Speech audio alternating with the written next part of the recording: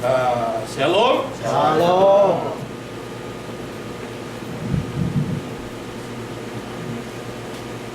Ya, minggu ini saya akan mengajak kita semua untuk membaca kitab Yehezkiel pasal yang kedua, pasal 43. Yehezkiel pasal yang ke-43 ayat 1 sampai dengan ayat yang ke-7. Kitab Yehezkiel pasal yang ke-43 ayat 1 sampai dengan ayat yang ke-7. Saya akan baca untuk kita semua. Saudara perhatikan di Alkitab saudara masing-masing.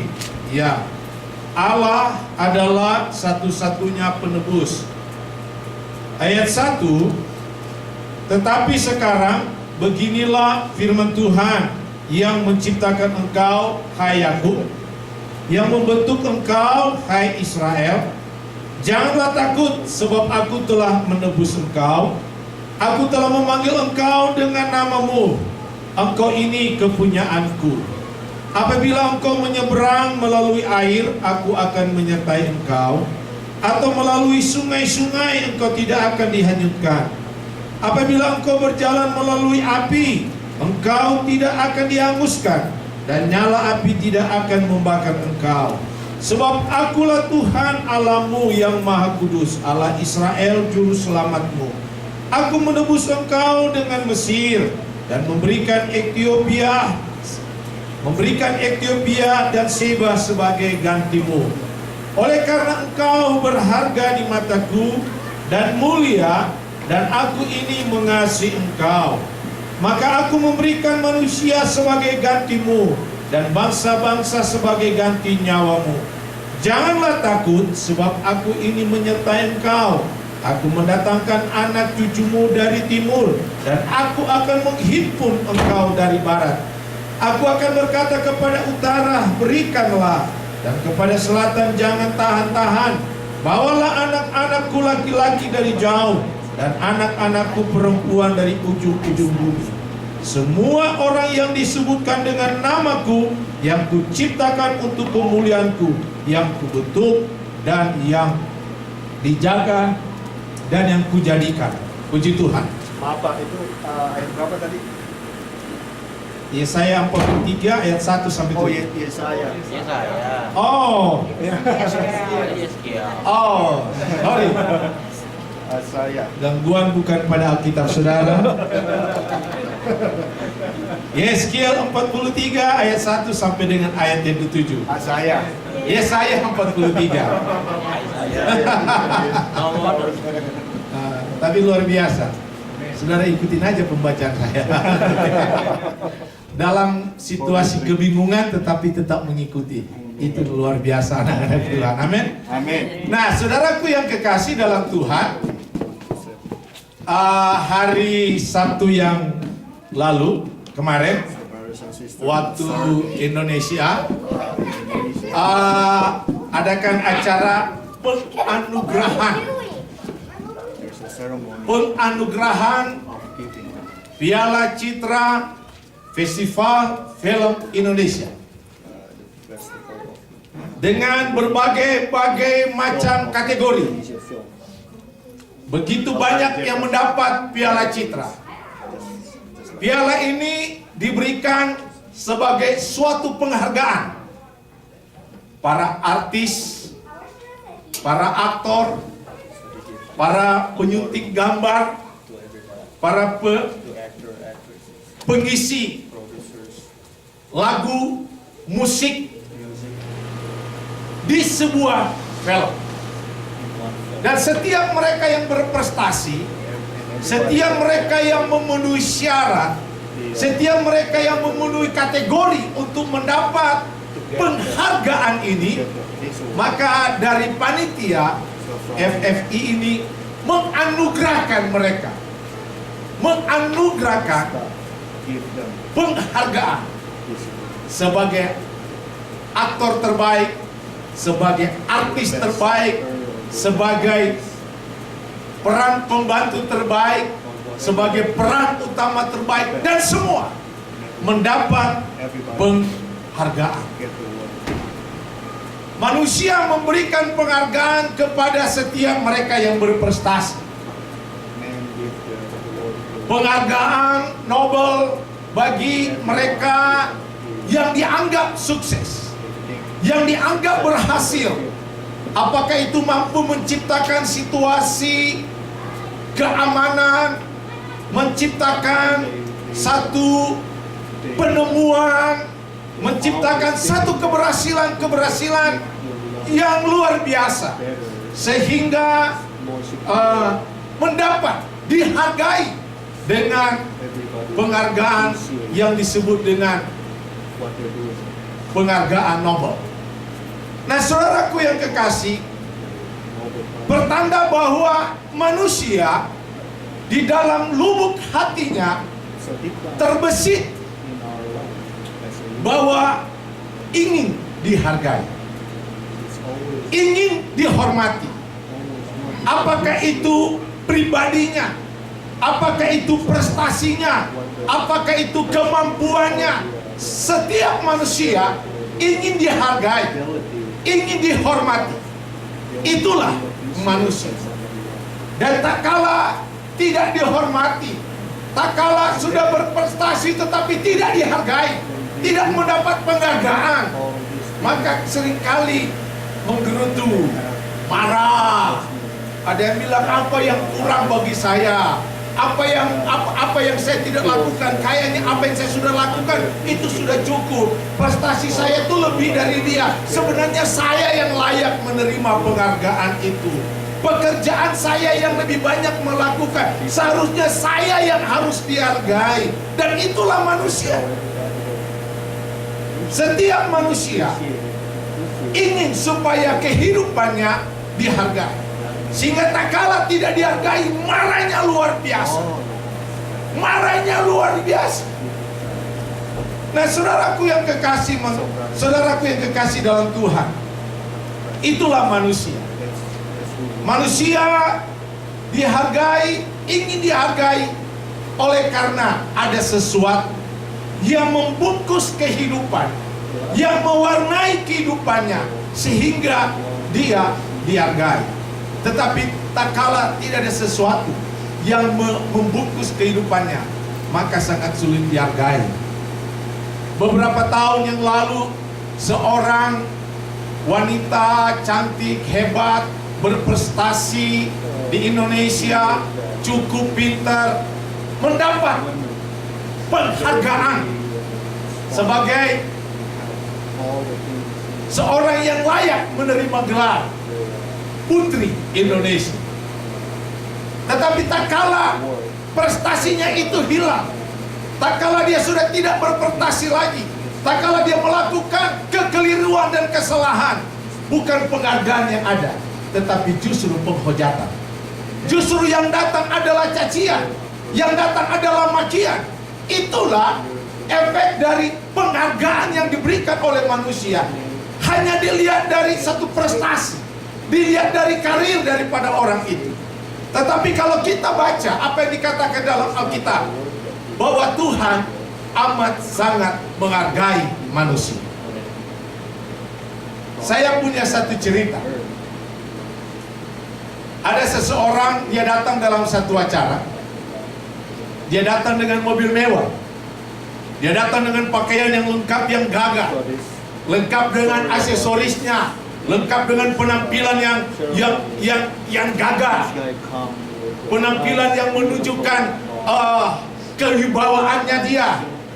Nah, tak kala dia datang, maka dia dijemput. Penerima tamu mengambil dia, mengantar dia, dan berkata, "Mari Pak, silakan duduk."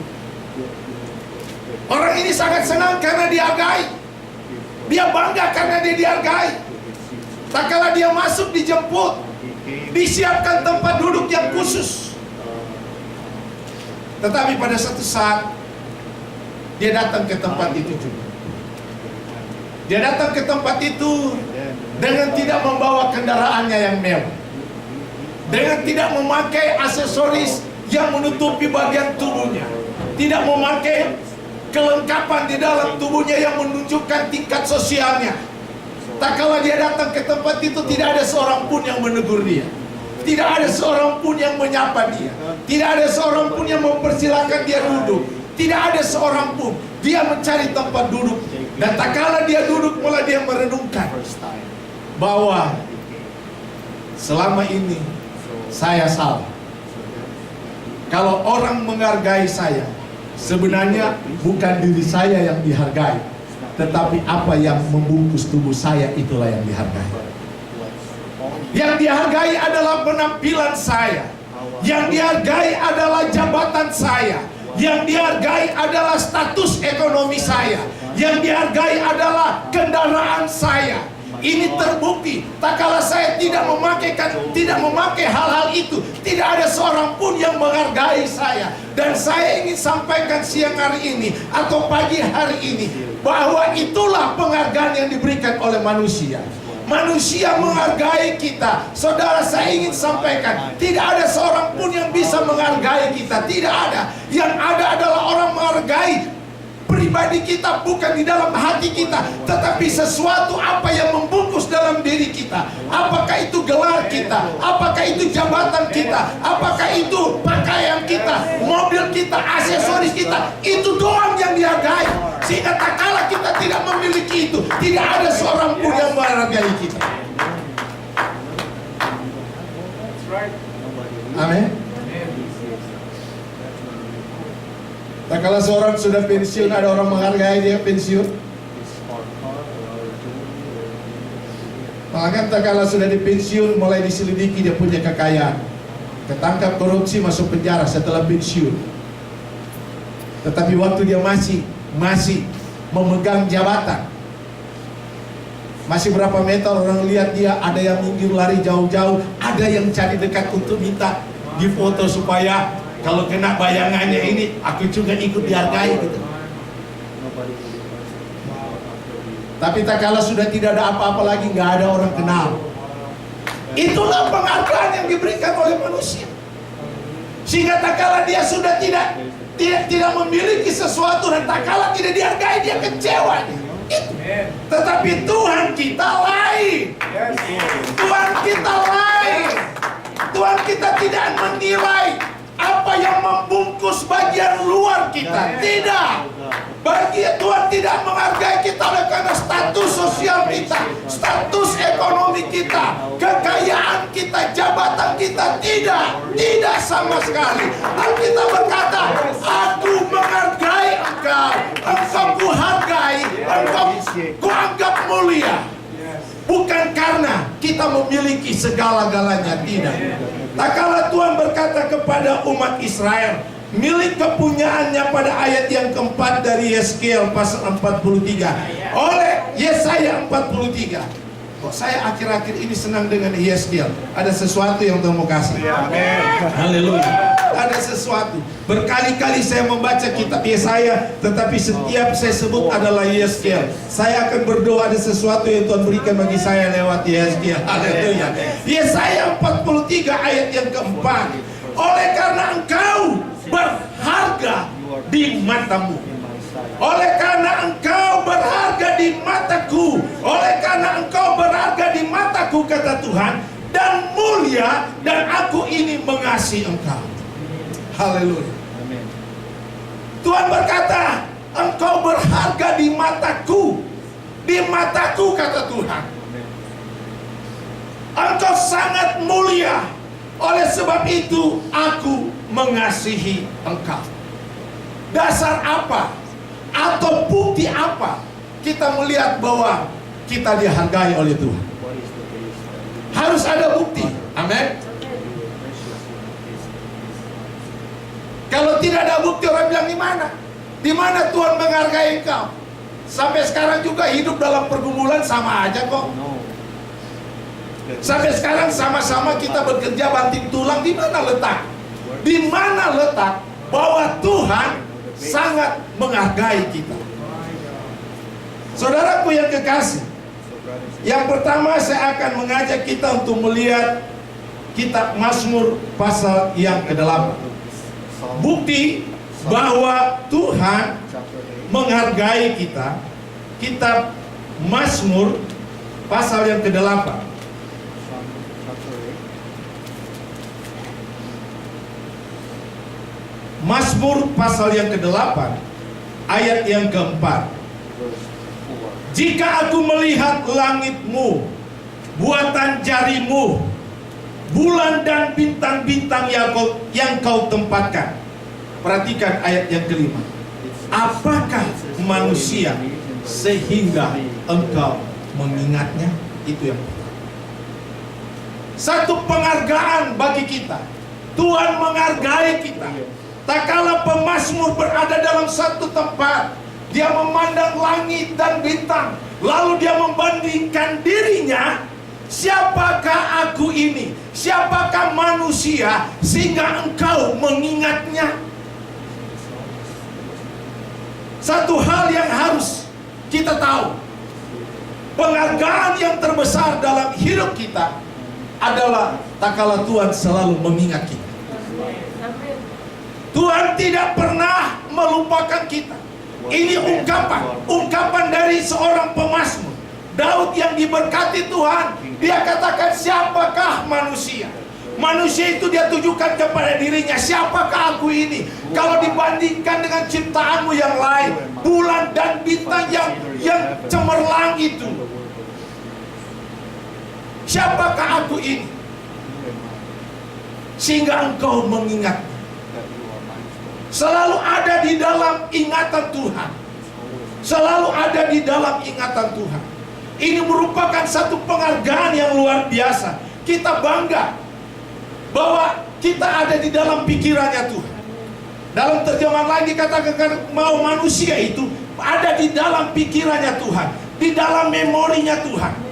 Siapapun kita ada di dalam ingatannya Tuhan.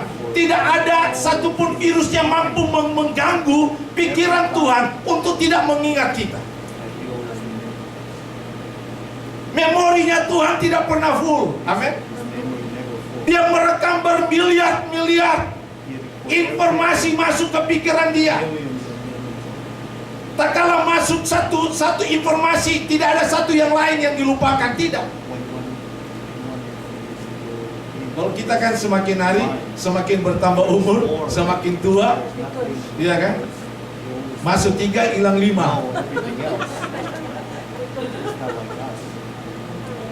Masuk 3, hilang 5. Saya dan istri saya belajar sesuatu, lagi belajar, sudah masuk banyak, yang pertama udah gak ingat lagi. Ketimpa. Ternyata memori ini udah enggak, udah full, udah sudah tidak ini lagi kapasitasnya gitu, udah nggak muat gitu. Harus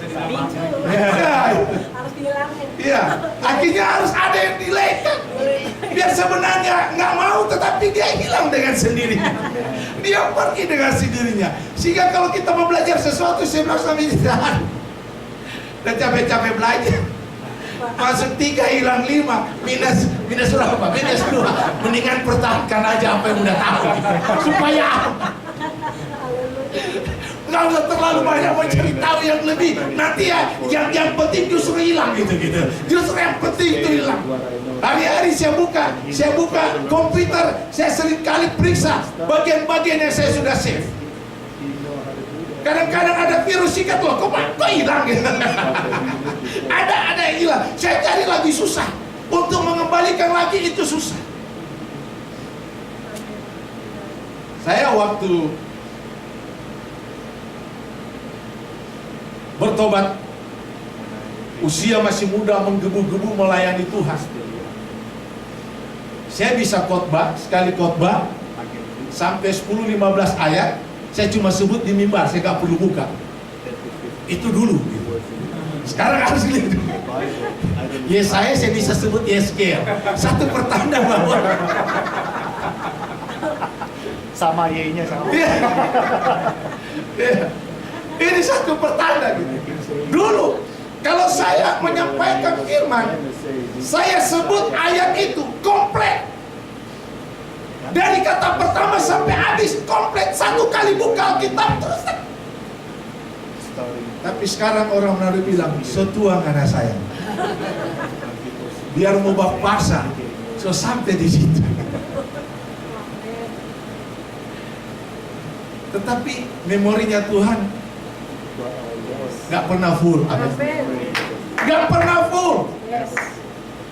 Bermiliar-miliar manusia dengan berbilion persoalan manusia ada terekam di dalam memorinya Tuhan, termasuk saya, termasuk saudara. Oleh sebab itu kita berkata, siapakah kita bahwa kita selalu diingat oleh Tuhan.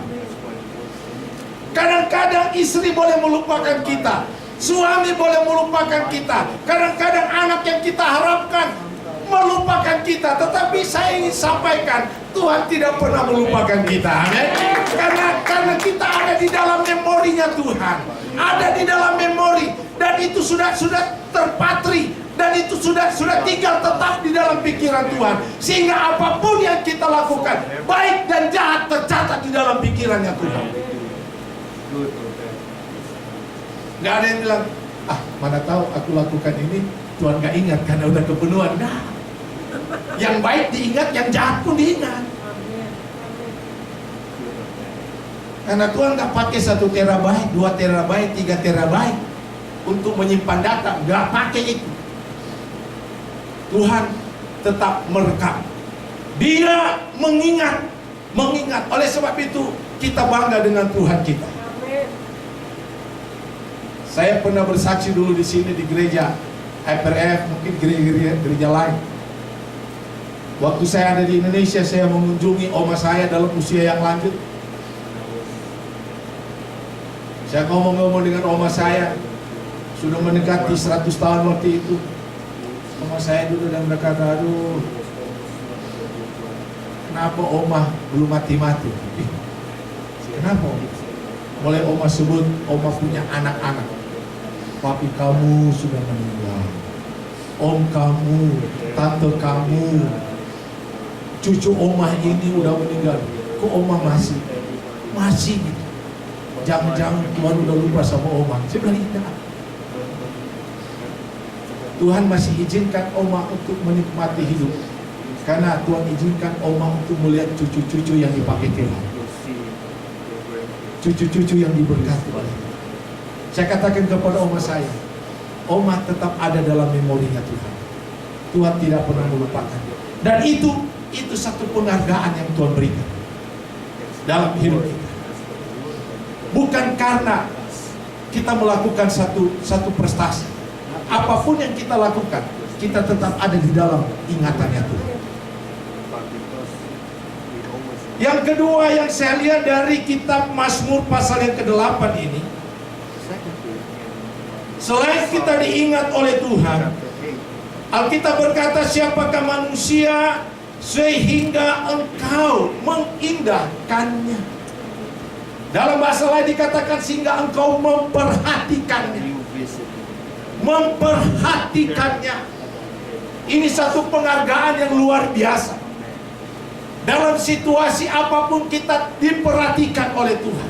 Ada saatnya sebagai manusia kita menyakiti hati Tuhan, mengecewakan hati Tuhan. Ada saatnya kita lalai di hadapan Tuhan. Tetapi Alkitab berkata kepada umat Israel bahwa mereka tetap diperhatikan oleh Tuhan. Siapakah manusia sehingga engkau memperhatikannya, engkau mengindahkannya. Kalau saudara membaca kitab Ayub pasal 7 ayat 7, 8 dan 9, ditambahkan lagi di sana, siapakah manusia sehingga engkau mengunjungi, engkau mendatangi setiap pagi. Luar biasa.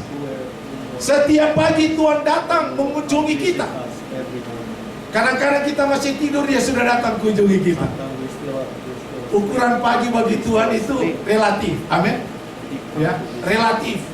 Ada pagi mungkin dia datang, kita masih tidur, dia pergi dulu ke tempat yang lain. Makanya yang lain lebih dulu diberkati, ya kan? Dia datang, oh ini belum siap karena belum ada mesbah. Dia pergi ke sebelah yang sudah ada mesbah. Dia visit kita, dia mendatangi kita setiap pagi. Itu dasar daripada satu penghargaan.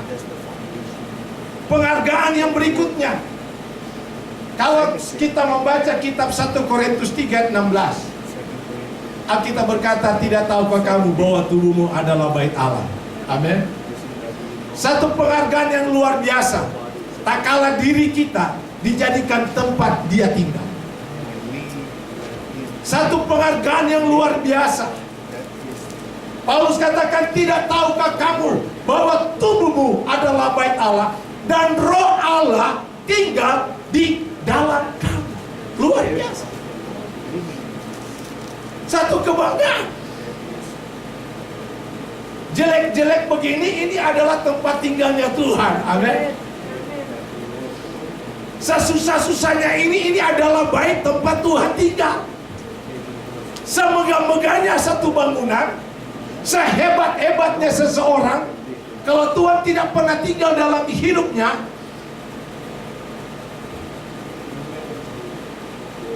itu nol besar. Tetapi kita dihargai oleh Tuhan lewat dia jadikan diri kita tempat dia tinggal. Amin. Walaupun mungkin kita di bawah bumi ini masih tinggal sana, tinggal sini, pindah sana, pindah sini. Biar pindah di mana, asal Tuhan tinggal di hati, pasti happy. Biar tinggal di mana, tetapi kalau Tuhan tinggal di hati, ini Alkitab berkata bahwa tubuh kita adalah bait Allah, tempat roh Tuhan tinggal. Dia tinggal di dalam hidup kita. Dan dengan satu harapan, kita mau bahwa Tuhan tinggal di hati kita, tinggal menetap, bukan hanya sementara. Amin. Dan untuk tinggal di hati, tentu Tuhan mau di hati yang aman, hati yang tenang, hati yang bisa dia tinggal itu tenang. Oh, enak banget tinggal di tempat ini, kayaknya saya happy, nggak mau pindah-pindah kemana-mana lagi. Nah, untuk supaya Tuhan tinggal di hati dan menetap, kita harus menciptakan hati kita itu sejuk, ya kan? Hati yang sejuk, hati yang nyaman. Saudara bisa bayangkan kalau seandainya saudara mau ke Indonesia, lalu kebetulan saya dan istri saya ada di Indonesia, lalu saya bilang begini, kalau visit ke Indonesia, tolong dong mampir di rumah. Gak usah tinggal di hotel, tinggal saja di rumah saya. Tentu waktu mendengar berita itu, wah ini kabar gembira. Mau 1 bulan, 2 bulan, 3 bulan, tinggal di rumah. Itu saudara bersemangat. Wah, ke Indonesia, ada pendeta Tony Wower di sana. Segala urusan di Indonesia saya tidak harus tinggal di hotel, tinggal aja di rumah Pak Tony. Tetapi waktu saudara masuk di rumah saya, saudara gedor, saya buka pintu, tak saudara masuk, di dalam ada bebek, ada kambing, ada macam-macam binatang di dalam. Tinggal di dalam ruangan di rumah saya. Saya percaya, jangankan 1 bulan, 1 hari saudara pasti angkat kaki.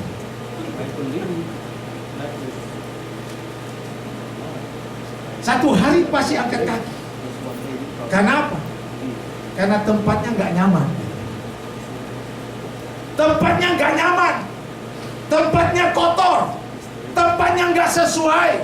Nggak bisa aku tinggal di situ. Tidak bisa aku bisa berlama ria di situ. Nggak bisa. 1 jam aja aku nggak betah tinggal di situ. Amin. Saya selalu berdoa, Tuhan, biarlah bait ini tempat Engkau tinggal, Engkau tinggal menetap. Dan Tuhan berkata, kalau Engkau mau aku tinggal berlama ria di hatimu, jagalah hatimu supaya aku bisa tinggal nyaman di situ. Segala hati yang dikuasai dengan kebencian, akar pahit, dendam, iri hati, itu gak cocok untuk aku tinggal di situ. Itu bukan suasanaku. Aku tidak bisa tinggal di hati yang penuh dengan berbagai macam akar-akar kebencian, akar-akar kedendaman, akar-akar kesakit hatian. Aku nggak bisa tinggal di situ. Bersihkan dulu itu. Itu bebek-bebek yang ada di situ dibersihkan. Kambing-kambing yang ada di situ dibersihkan dulu. Hal-hal yang kotor di hati itu harus dibersihkan dulu supaya aku bisa tinggal menetap. Amin.